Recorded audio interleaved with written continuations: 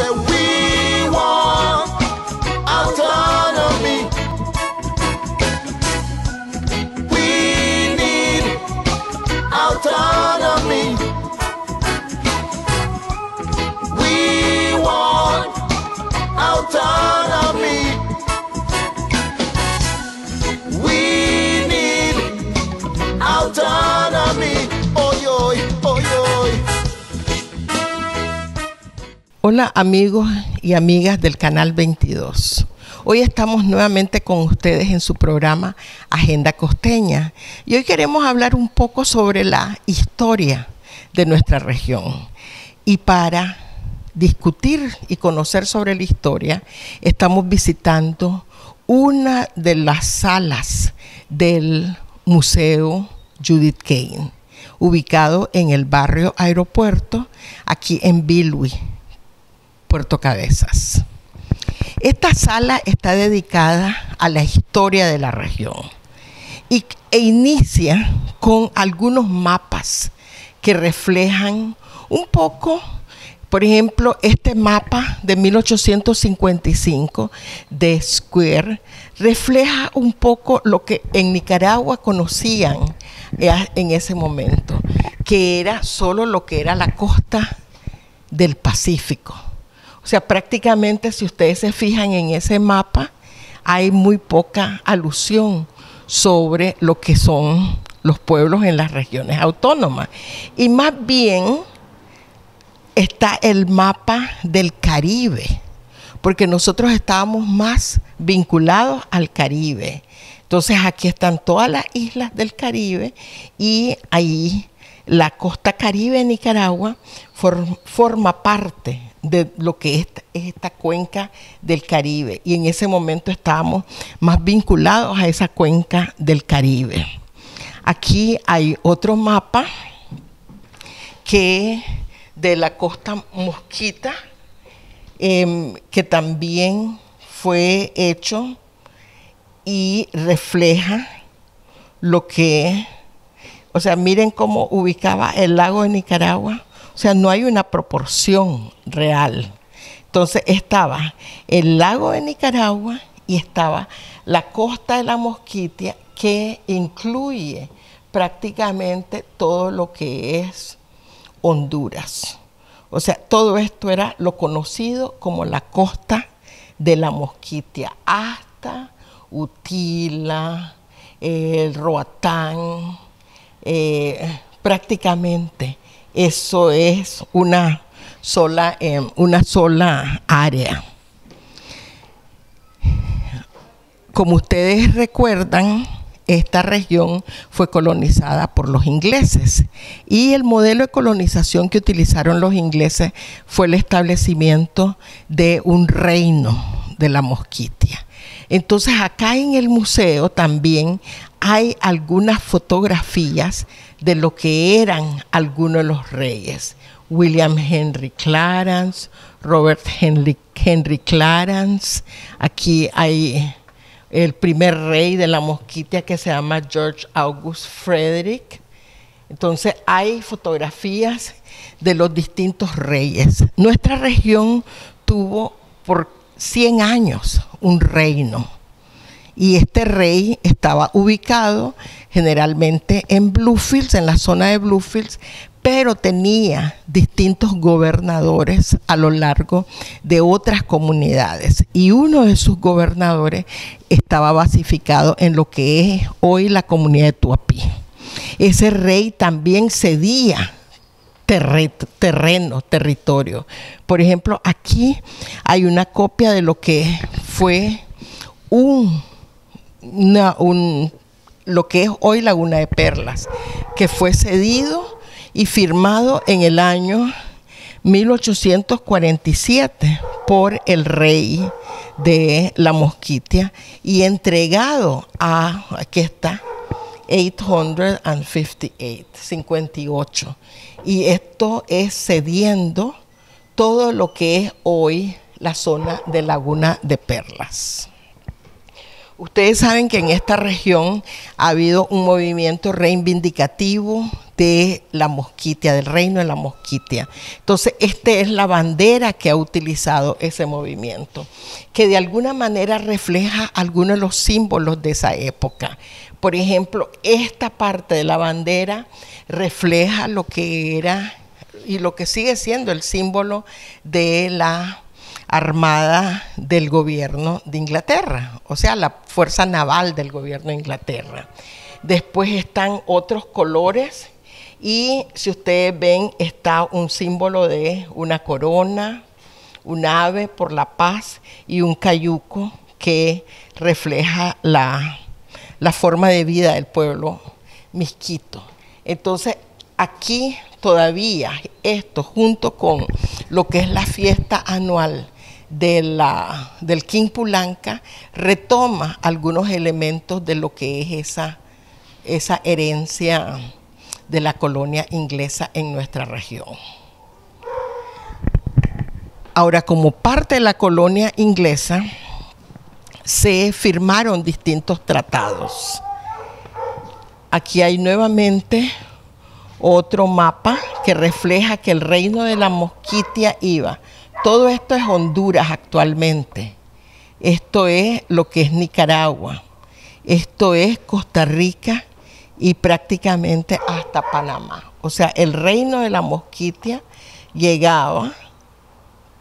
Este es un mapa del año 1848 y prácticamente iba desde Honduras hasta casi Panamá, todo el reino de la Mosquitia. Hubo un acuerdo que se firmó entre Inglaterra y aquí está el convenio entre la Gran Bretaña y la República de Nicaragua, en el que Gran Bretaña reconoce a Nicaragua la absoluta soberanía sobre la reserva Mosquita.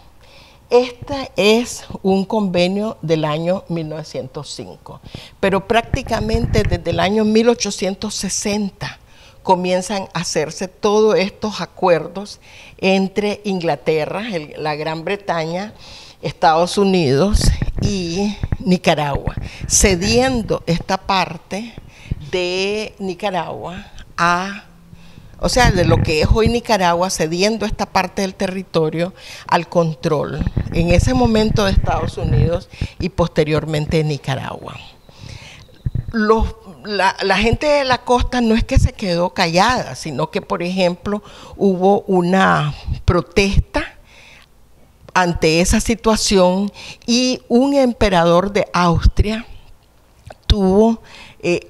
fungió como una instancia que trató de dirimir ese conflicto. Entonces hay un laudo arbitral del emperador de Austria en cuestiones entre Nicaragua y la Gran Bretaña respecto a la reserva de la Mosquitia.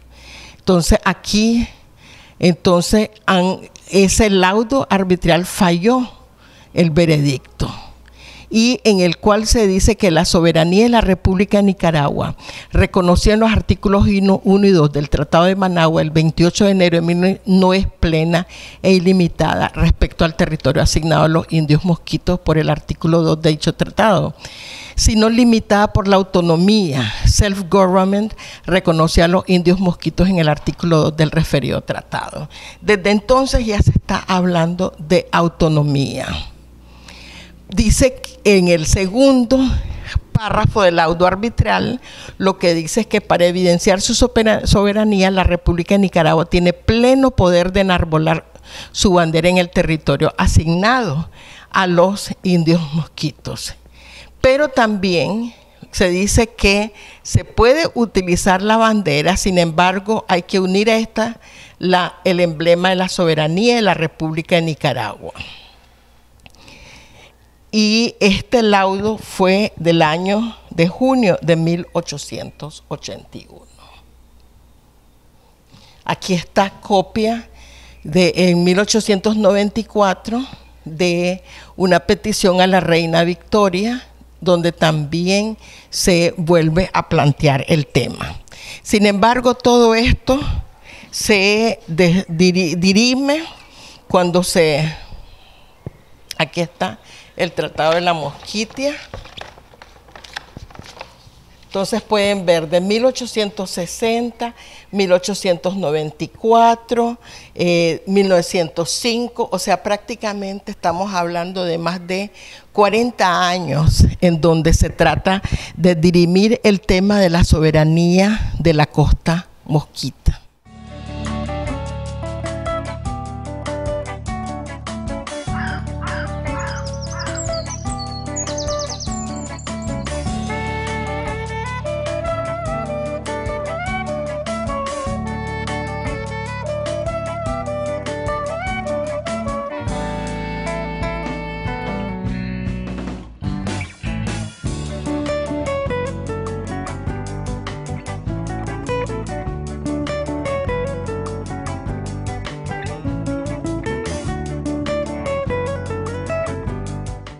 Un segundo momento en la historia de nuestra región que se refleja en este museo tiene que ver ya con la presencia de las transnacionales. Una vez que Nicaragua pasa a ocupar lo que era la costa de la Mosquitia, prácticamente entran distintas transnacionales. Y este mapa es muy interesante porque este es un mapa que refleja las empresas que había en la región. Y si se fijan, ya Honduras ya se separa y prácticamente ya comienza Nicaragua, lo que era la zona de Cabo, gracias a Dios, y todo lo demás todavía sigue manejándose como costa de la Mosquitia.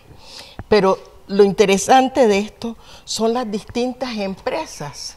Y aquí, por ejemplo, está el índice de todas las áreas de siembra de banano, por ejemplo, que había, y todas las distintas empresas importadoras y exportadoras que tenían presencia en la región, algunas como importadoras, exportadoras, otras como hotel, por ejemplo, el Hotel Internacional, o esta Wilson e Ingram, por ejemplo, que también eran mercaderes, un salón y restaurante, El Cacto, importador, exportador. Pero de alguna manera este mapa lo que hace es reflejar ya el cambio total que hay en el uso del suelo de la región. Aquí hay otra fotografía que también reflejan esa situación. Ya las empresas mineras, allá arriba se ve ya el procesamiento del oro ya de forma industrial. Hay una fotografía de TACA aterrizando en el aeropuerto de Ciuna en el año 1935. Como pueden ver, era TACA que aterrizaba. Ya las empresas madereras, utilizando concesionarios locales, ya comienzan a ocupar la región. Si usted visita el museo, va a encontrar de esa región también otras expresiones. Una de las cosas que hicieron las empresas fue construir un ferrocarril que salía de Bilwi, del muelle de Puerto Cabeza, prácticamente hasta casi llegar a las minas. Entonces aquí hay pedazos de lo que fue el ferrocarril. Algunos de los pedazos de lo que era el tipo de maquinaria, de herramientas para trabajar en el ferrocarril. Y aquí pueden ver distintas herramientas de esa época. Pero hubo parte del ferrocarril se encontró también en esa zona, por ejemplo, botellas de Coca-Cola de esa época y anuncios de la Coca-Cola a lo largo de la ruta por donde pasaba el ferrocarril. En esa misma época también entraron las iglesias en la región. Entonces hay que recordar que la primera la primera visita de exploración fue a invitación de los ingleses. Y la iglesia morava, que había nacido en un lugar en Checoslovaquia, se había trasladado a Alemania, un lugar que se llama Herrnhut. Y de ahí vino la primera misión de la iglesia morava. Y comienza a asentarse en distintos lugares. También cuando ya pasa la región a estar bajo el control de la iglesia de Nicaragua, también entra la iglesia católica. Entonces, en esta sección podemos ver las distintas obras de las iglesias. O sea, construcción de iglesias. La primera escuela de enfermería de Nicaragua estaba ubicada en Vilhuascarma. Entonces, aquí hay distintas promociones de enfermeras en Vilhuascarma. Posteriormente ya se abrió la escuela de enfermería en Managua, pero la primera fue aquí en Nicaragua. En 1932 se abrió la primera escuela de enfermería. Y lo mismo, la Iglesia Católica también abrió clínicas y abrió escuelas en la región. Por ejemplo, aquí está la fotografía de niños en la iglesia del Colegio Niño Jesús en Huaspán. Y hay otros materiales de las distintas iglesias en la región. Por ejemplo, estas ventanas o este candelabro eran de la iglesia Huaspán antes de la evacuación en los años 80. Y esto es la lámpara de la iglesia anglicana de Bilwi, la primera iglesia anglicana de Bilwi. Fue donado por el reverendo James Edwards para el museo. Pero hay que recordar que la iglesia anglicana fue una de las primeras, pues porque es la iglesia de Gran Bretaña.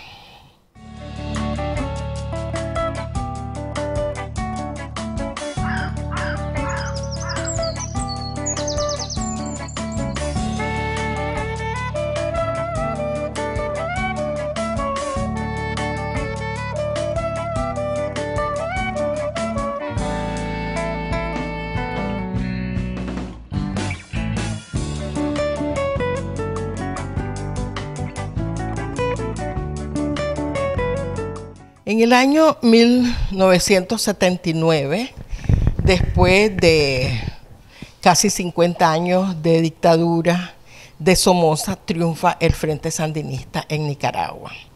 Pero la presencia de Sandino, que prácticamente dio origen a esa lucha sandinista, no era de 1979 en la región. Sandino estuvo acá en la región autónoma, allá después de haber hecho su lanzamiento en San Albino. Él se trasladó a los lugares en donde había mayor presencia norteamericana en Nicaragua. Y obviamente la mayor presencia norteamericana era aquí en la región, lo que son las regiones autónomas. Ya los marines norteamericanos habían invadido nuestra región en 1909, y ahí vemos unas fotografías en el muelle de Bilwi, en donde vemos la presencia de los marines. Cuando Sandino vino acá, los marines habían botado allá por el muelle sus armas. Entonces las mujeres del barrio El Muelle de Bilwi una noche apoyaron a Sandino y sacaron las armas del fondo del mar.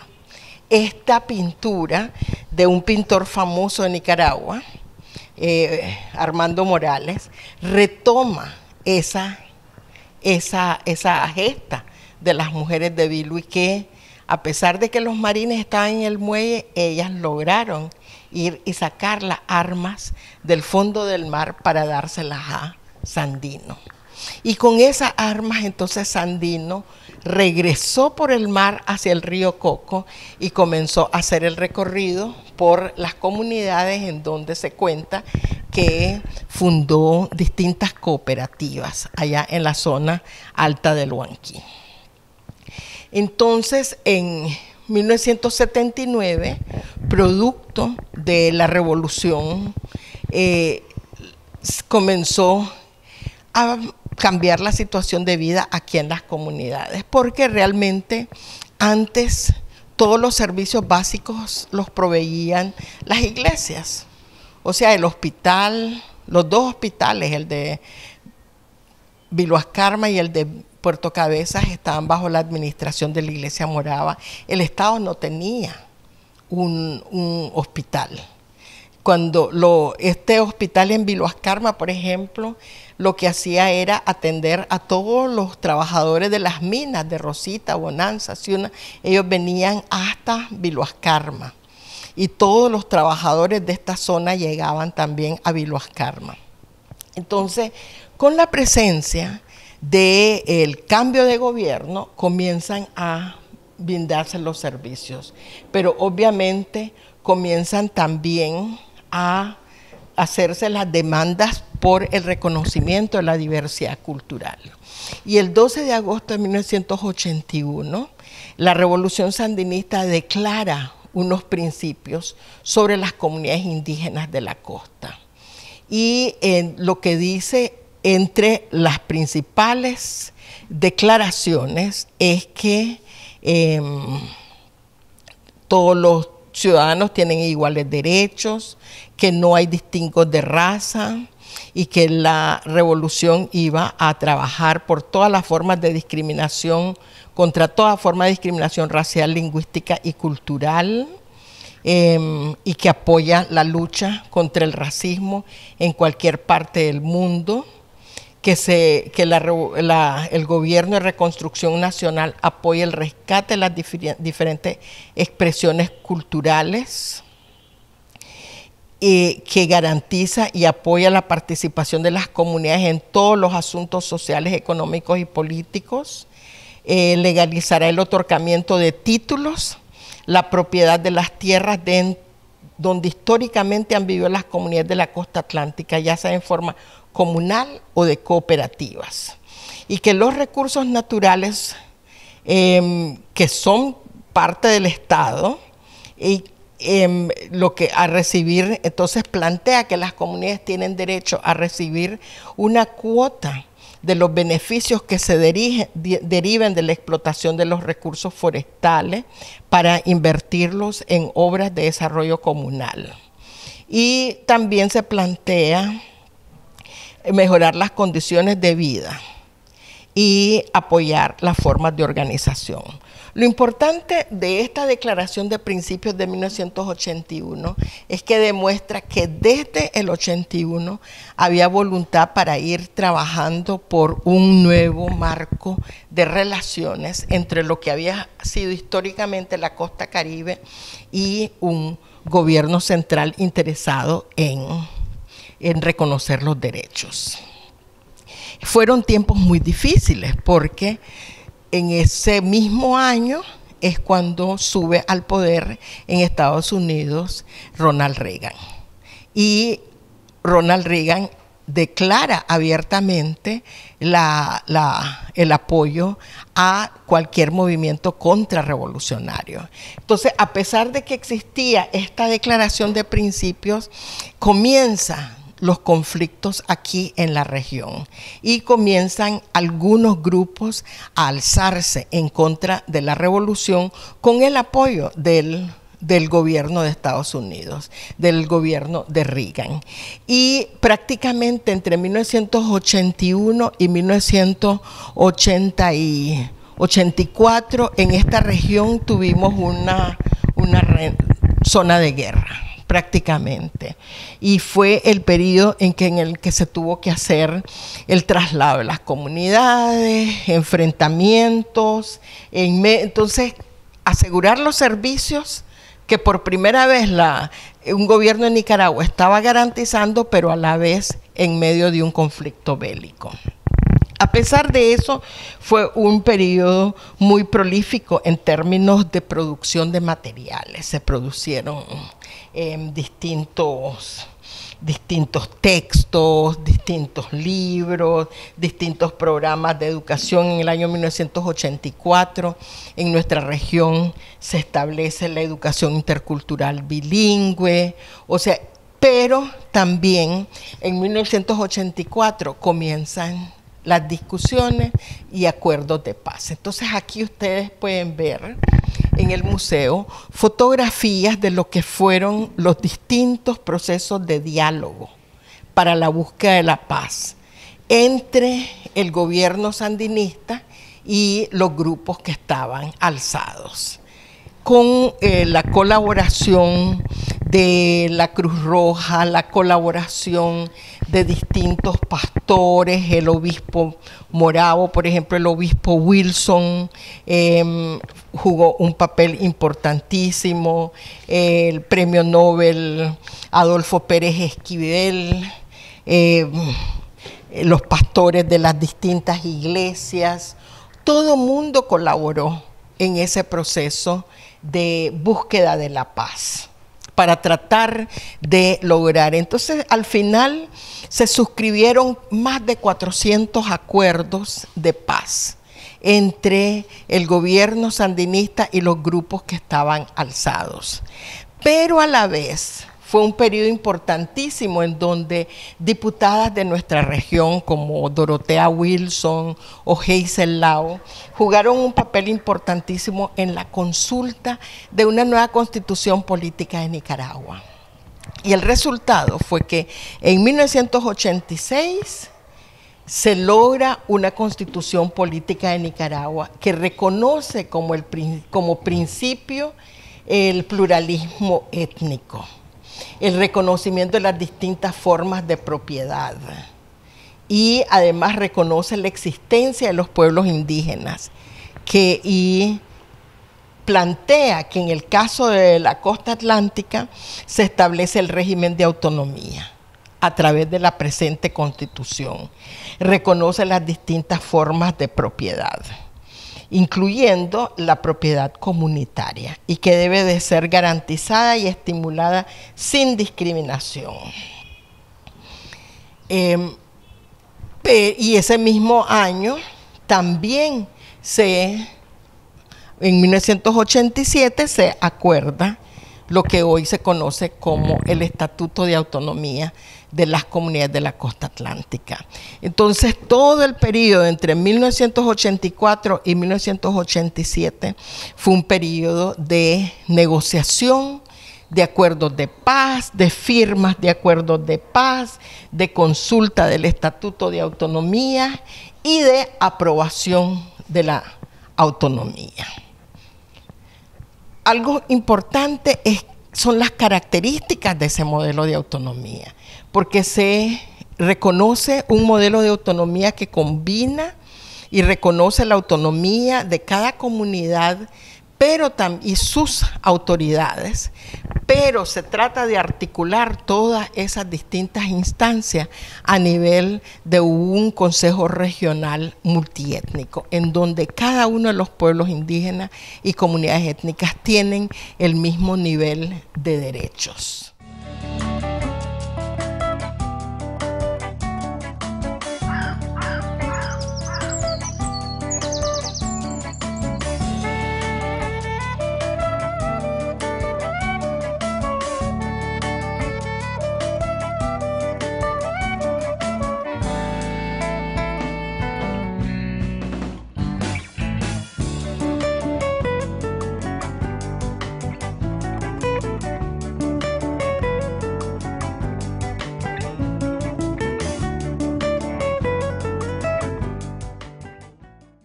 Es importante señalar qué es lo que se entiende por autonomía. Y si uno lee el reglamento de la ley 28, ustedes van a ver que autonomía es el sistema o forma de gobierno jurídico, político, administrativo, económico y financieramente descentralizado dentro de la unidad del Estado nicaragüense. En ese régimen de autonomía se establecen las atribuciones propias de cada una de las regiones autónomas. Se define qué le toca hacer a cada uno de los órganos de administración. se define cuáles son los derechos y los deberes que tenemos los habitantes de las regiones autónomas. Y define algunos tipos de autonomía. Autonomía jurídica, se derivan de la Constitución todo lo que se hace. Autonomía política, es la facultad que tenemos en la región autónoma de elegir a nuestras propias autoridades mediante el voto universal, igual, directo, libre y secreto. La autonomía normativa, la potestad de regular materias de competencia en la región. Por ejemplo, el doctor Armando Rojas ha señalado que aquí hay 3 fuentes de derecho. Una fuente de derecho, de acuerdo a la autonomía normativa, y lo que nos explicaba el doctor Rojas son las decisiones que toman las distintas comunidades en el marco de su derecho histórico. Pero el otro nivel de autonomía normativa son los acuerdos y resoluciones del Consejo Regional Autónomo que tiene potestad sobre la región. Y obviamente el otro nivel de autonomía normativa son las leyes que se toman en la Asamblea Nacional de Nicaragua o los distintos decretos. Autonomía económica financiera se define como la facultad de administrar el patrimonio, los recursos financieros que son suministrados por el Estado o lo que se obtengan de distintas fuentes. Autonomía organizativa, el derecho de vivir y desarrollarse bajo las formas propias de organización social. Autonomía cultural es el derecho de las regiones autónomas de preservar y promover su cultura multiétnica. Y autonomía administrativa, capacidad de crear el propio aparato administrativo para cumplir con las atribuciones que establece la ley. Entonces, si ustedes ven a lo largo de los distintos años, porque tomó muchos años trasladar ese estatuto de autonomía en un reglamento, pero a lo largo de esos años se fue trabajando para poder definir en el reglamento qué es lo que se entiende con cada uno de los artículos en el Estatuto de Autonomía. Pero creo que lo interesante del proceso de autonomía es que se ha podido ir construyendo sobre la marcha. Entonces, mucho de lo que dice ya el estatuto o las otras normas que se han venido definiendo posteriormente, lo que hacen es transformar en una norma lo que se ha vuelto una práctica cotidiana en la administración pública en la región. Un aspecto interesante de todo este proceso es el tema territorial. El tema de los territorios indígenas, ¿verdad? Y el aspecto de los derechos territoriales quedó consignado, como mirábamos, en la Constitución Política, que ya reconoce la propiedad colectiva comunal, pero posteriormente queda reconocido en el Estatuto de Autonomía. Y es el Estatuto de Autonomía el que señala que la propiedad colectiva es inajenable, inembargable, o sea que no se puede vender, no puede enajenarse. O sea, muchas de las cosas que ahora están en la discusión sobre el tapete. Y se señala cuáles son los derechos de propiedad que pertenecen de forma colectiva, que las comunidades tienen el derecho de ocupación y usufructo, y el Estatuto de Autonomía también establece que son las áreas de uso común y que serán administradas por la autoridad correspondiente, las autoridades comunales, y que se deben de respetar estos derechos. Todos esos aspectos fueron plasmados en una ley que se consultó ampliamente, que fue la Ley 445, que se conoce como Ley 445 del régimen de propiedad comunal de los pueblos indígenas y comunidades étnicas, que abarca las regiones autónomas, pero también los ríos Coco, Bocay y el Indio Maíz, del año 2003.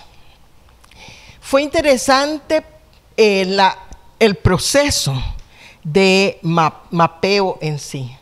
porque la ley lo que abre es la posibilidad de que sean las mismas comunidades las que vayan diciendo cuál es el área que les pertenece.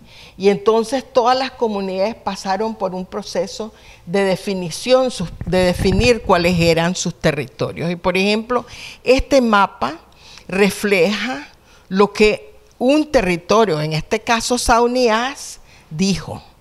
Y lo interesante es que refleja sus normas tradicionales. Entonces, por ejemplo, este mapa dice cuáles son las áreas de uso agrícola.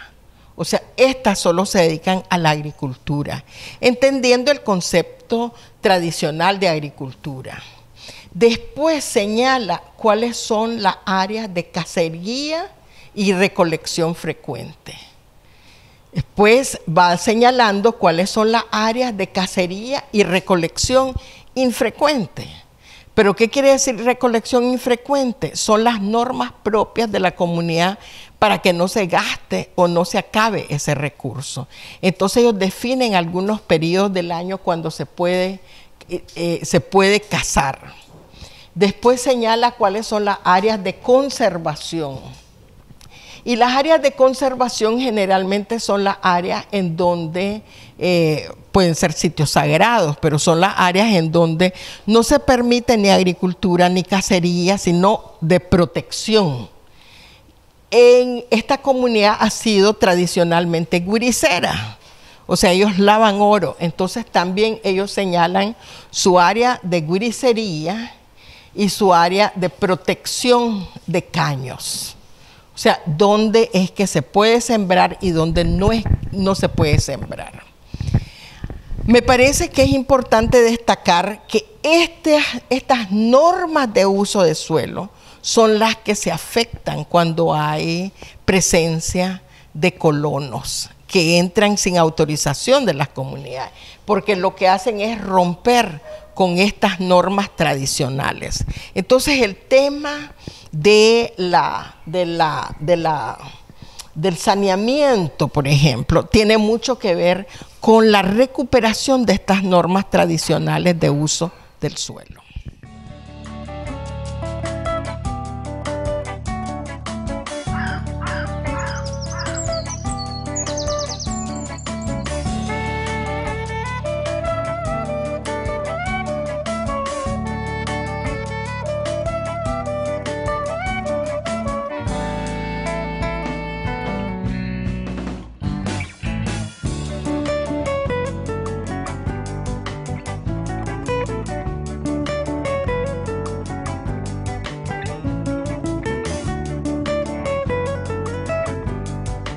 La región autónoma de la Costa Caribe Norte ha definido cuáles son sus símbolos. Entonces está el ave de la región, el árbol de pino es el árbol de la región, el escudo, si ustedes se fijan, el escudo tiene distintos elementos, ya tiene lo que son los bosques, ya tenemos ganadería, o sea, prácticamente ya el escudo de la región incorpora esa actividad productiva, y la minería también está reflejada a través de esta torre y estos materiales de trabajo y la pesca. Entonces las 4 actividades productivas se reflejan en el escudo, donde hay bosques y donde hay agua. Ese escudo es el que se inserta en el mapa de la región, que tiene también los 3 colores que reflejan esas distintas actividades productivas: el color café, que refleja la tierra, el color verde, que refleja el bosque, y el color azul, que refleja el agua. Entonces, como podemos ver, los distintos elementos que definen la actividad productiva de la región son los que están expresados en los símbolos de la autonomía de la región.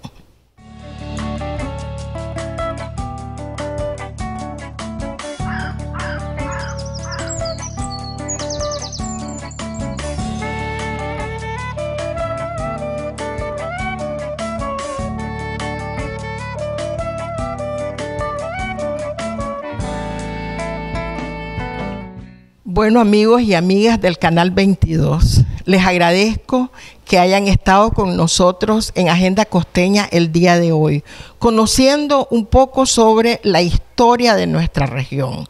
Si usted quiere conocer más y de forma directa lo que hay acá en esta sala de Casa Museo Judith Kane, usted está invitado, puede venir, no cuesta ningún centavo y aquí hay alguien siempre que puede ayudarle en el recorrido.